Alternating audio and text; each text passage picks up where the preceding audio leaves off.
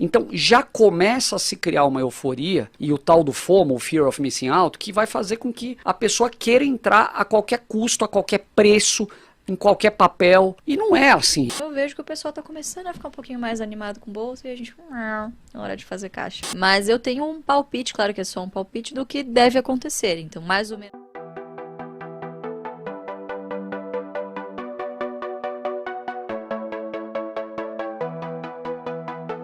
Hoje em dia pra gente é meio chato pra ter ação, aqui internamente tem muito compliance, tá? Então a gente prefere, por questões internas, ficar meio de fora, mas assim, eu me recordo que antes, o que me dava coceira em realizar o que estava ganhando, e quando eu via que o negócio estava afundando, eu ficava maluco pra trocar de posição logo. É um jogo psicológico complexo, não é todo mundo que consegue ser centrado e pensar nesse médio e longo prazo, assim. Quando você vê o negócio caindo 10, 20, e aí você entra no Twitter, né, 2, 3 anos atrás, a galera falando, pô, vai ali, vai, para, não sei o quê.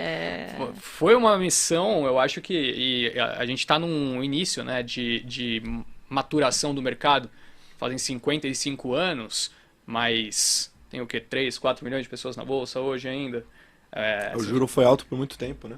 Pô, e se você compara com mercados maduros, tá longe. Tá bem longe. Então é um processo que eu acho que a gente ainda está distante. A maturação do nosso mercado ainda não está nessa. E a maior parte da... Não, Fabião. Não, a maior parte da galera que está na bolsa também foi trazida pelo Nubank aí também, né? 1 milhão, mais de 1 milhão. E a gente tem muito medo, muito receio com o CPF que está entrando agora, que não entende como é que funciona, ele está atrás da porrada, né? Ele quer comprar ação a 1, vender a 5, vender a 10. Ele acha que esse é o cerne do negócio, é você comprar na baixa e vender na alta, né? Só que esse cara é o cara que, assim, ele não vai durar no longo prazo, porque eventualmente isso vai acontecer. E a pior coisa que pode acontecer para essa pessoa que está começando é começar ganhando desse jeito. Porque ela vai elencar o que aconteceu, ou o futuro dela no mercado, a esses altos e baixos. E, inevitavelmente, em algum momento, ela vai perder e perder muito. Então, o cuidado que a gente tenta ter com essa galera que está chegando na bolsa, com os investidores iniciantes, é exatamente esse. É montar uma estratégia na qual ele se sinta seguro para que quando as coisas aconteçam, elas vão acontecer, quando tiver uma crise do outro lado do mundo, elas tenham segurança em comprar mais ações. Por isso que a Lu falou da meta em número de ações. O Barsi, quando começou com a CESP, ele tinha uma meta de ter 100 mil CESP. Essa era a meta dele, porque ia gerar um bom dividendo para ele, para que ele conseguisse ou recomprar mais, ou viver um pouco melhor a vida dele. Então eu acho que esse cuidado a gente tem sempre que ter com a pessoa que está entrando na Bolsa de Valores, para que ela não cometa os erros. E o que a gente mais fala é de não cometer os erros que nós três já cometemos. Muito do curso que a gente fez, o primeiro curso que a gente fez, uma coisa que a gente sentou e falou assim, ó, vamos colocar aqui tudo que a gente errou, para a galera não errar. Se não cometerem esses erros que a gente está cometendo aqui, putz, já vai ser um avanço violento. Então é isso que a gente tenta passar todos os dias no AGE. Às vezes não adianta, né? Às vezes não adianta. Uma coisa que a gente gosta de falar é que a gente tenta converter CPFs em investidores, né? Porque 5 milhões de CPFs, 4 milhões, não significa 5 milhões de investidores. Então, acho que foi até o Stuberger que cunhou aquele termo das viúvas do CDI, né? Você tem muita gente que está na bolsa não porque quer estar lá, não porque quer ser um investidor, não porque conhece as empresas, vamos dizer, num outro momento principalmente, mas porque se viu obrigada a ir para lá. E esse é um movimento que a gente começa, podemos até falar disso depois, mas que a gente começa a ver, o cara ele não quer estar lá, ele está vendo que está todo mundo indo, a renda fixa vai minguar os rendimentos dele, e ele tem que encontrar um outro lugar. Isso talvez não seja a motivação mais certa. É um cara que tende a morrer no meio do caminho.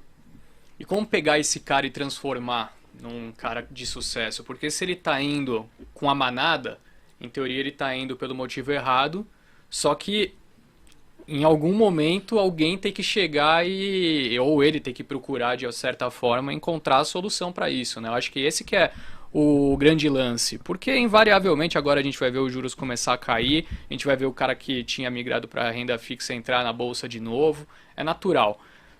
Qual que é o segredo, será, para fazer esse cara entrar entender, né? Claro que o trabalho de educação de vocês e que a gente tenta passar aqui é fundamental, mas será que existe alguma fórmula de conseguir atingir esse cara e mudar essa mentalidade? Eu poderia dar a resposta mais bonitinha, mas eu acho que a real é a mais verdadeira. Porque a questão é, a maioria não vai aprender. Né? Vamos falar a verdade. Então, por mais que a gente tente, a pessoa vai se animar nos momentos de euforia e vai se desesperar nos momentos de pânico. E a gente tenta educar de alguma forma, e principalmente acho que dando exemplo, né? A gente tenta muito, uma coisa que a gente gosta de passar é o que a gente está fazendo nesse momento, qual que é a nossa visão, não sei o quê. Porque se você for deixar, e eu acho que a pessoa física tende a ser muito influenciável pelo comportamento dos outros e pela manchete dos jornais. Sim. Então, pô, o que a gente vai começar a ver agora? Todo mundo falando de bolsa. Já estamos vendo, né? Saiu matéria falando que 80, não sei quantos bilhões aí em ofertas previstas para o ano que vem e tal. Então, já começa a se criar uma euforia e o tal do FOMO, o Fear of Missing Out, que vai fazer com que a pessoa queira entrar a qualquer custo, a qualquer preço, em qualquer papel. E não é assim, exige gastar um pouco de sola de sapato, entender. Então, uma coisa que a gente sempre faz, por exemplo, visitar a empresa. E a gente mostra isso. Pô, estamos lá, suando no calor de 40 graus, no chão de fábrica, conversando, entendendo um pouco mais da cultura da empresa, entendendo da estratégia, da gestão. Então, fazer coisas que ninguém está fazendo, geralmente te dá um resultado melhor. E na bolsa é meio óbvio isso, mas ninguém aplica. Essa que é a grande dificuldade. Cara, é engraçado isso, né? Se a gente pode aprender alguma coisa com a história, que as pessoas não aprendem com a história. Então, os fatos, os ciclos, eles sempre se repetem, claro, né? Que com cores e nuances diferentes. Mas eu tenho um palpite, claro que é só um palpite, do que deve acontecer. Então, mais ou menos o que aconteceu ali no ciclo 17 a 2019, né? Você veio de um prêmio de risco extremamente grande na Bolsa Brasileira, quer dizer, você não via luz no fim do túnel, né? Terrível. De repente o cenário começou a mudar um pouquinho, a taxa de juros começou a cair e as pessoas começaram a ser praticamente lançadas à Bolsa, né? Começaram a se obrigar, vamos dizer assim, a tomar risco, né? E é aquilo, né? O último que chega paga a luz, né? Então, eu acho que o que eu acredito vai acontecer daqui em diante é o pessoal vai começar a se animar, começa a olhar, vamos ver, tem alguma coisa que vai subir aqui, será? Aí começa a subir de fato. Aí o cara começa, não, vamos ver o que eu vou aqui comprar, né? Começa e fala para bom, e aí começa todo o ciclo novamente, né? Então, a gente tende a ficar pessimista quando o restante do mercado está muito otimista. Esse é um excelente marco, assim, a gente estava falando antes da gente começar aqui, né, sobre rede social. Cara, a rede social é o melhor termômetro que você pode ter. A hora que você começar a ver que, assim, as capas do YouTube é só tipo, e agora? Qual setor na bolsa vai bombar? Quais serão as maiores pagadoras de dividendo de 2024, entendeu? Então, esses são pequenos sinais que o investidor pode começar a pescar, que são muito óbvios, mas que é difícil de você enxergar quando estão passando pela sua frente, né? Então, já estamos falando aqui de outra safra de follow-ons, de IPOs que estão provavelmente para acontecer nessa janela do segundo semestre, primeiro trimestre de 2024. Então, eu vejo que o pessoal está começando a ficar um pouquinho mais animado com bolsa e a gente, na hora de fazer caixa. Agora, voltando um pouco para a estratégia de vocês, vocês sempre comentam sobre o BEST. Eu queria primeiro que vocês dissessem, né, o que é esse BEST de fato, né, e se ele é a parte assim, central da metodologia de investimento de vocês. Bom, o BEST ele é um acrônimo que nasceu lá no AGF, que delimita aí os setores que são historicamente resilientes, não imunes à crise, mas muito mais resilientes à crise do que outros, né? Banco, energia, saneamento, seguro e telecom. Empresas que estão dentro desses setores tendem a ser mais resilientes do que outras e geralmente, se você for procurar uma coisa legal para quem está assistindo a gente, né? Antes de colocar uma ação na carteira, dá uma olhada, a gente fala do AGF+, dá uma olhada no AGF+, por exemplo, e vê nos momentos de pânico no mercado, aí você pega 2016, pré-impeachment, o coronavírus depois, a pandemia e tal. Pega todos esses momentos até 2008 e vê que empresa que parou dessas de pagar dividendo. E você vai ver que as que se mantiveram, aumentaram os dividendos, geralmente estão nos setores best.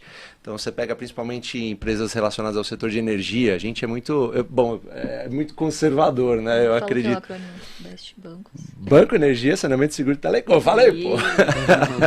Falei, pô. Mas assim, essas empresas, eu acho que elas são o fundamento da estratégia. Ela pode estar assim, dentro dessas empresas, principalmente para o investidor iniciante. Se o investidor iniciante se concentrar nelas, acho que por toda a jornada já não vai fazer besteira no mercado. Né? Agora, obviamente, você tem que ponderar. Tem empresas dentro desses setores que já não passam, por exemplo, em alguns crivos que a gente determina. Por exemplo, dividendo de 6%, em algum momento, dividendo mínimo de 6%, em algum momento parou de pagar dividendo, não remunerou bem seu acionista por conta de uma ocasião ou outra. Então, assim, esses setores, eles são uma bússola, digamos assim, para quem está começando no mercado, né? E dentro deles você tem belíssimas empresas para se tornar sócio, quem sabe para o resto da vida. A gente fala do Barsi, o Barsi tem empresas desde 1970 na carteira, a CESP é um exemplo, Banco do Brasil é outro exemplo, empresas que ele mantém, assim, os juros continua, o juros sobre juros continua comendo solto lá, porque ele simplesmente manteve essas empresas e continuou comprando, obviamente, em momentos um pouco mais oportunos do que outros, né? Então é uma bela de uma bússola aí para que a pessoa física, principalmente, comece a entrar na bolsa e tenha uma carteira bem resiliente. Depois, se ela quiser dar uma verificada em oportunidades e tudo mais, eu acho que a gente não vê problema nisso, desde que tenha uma carteira que pague as contas, que pague os boletos do dia a dia das pessoas. Eu acho que essa é a pegada do Best.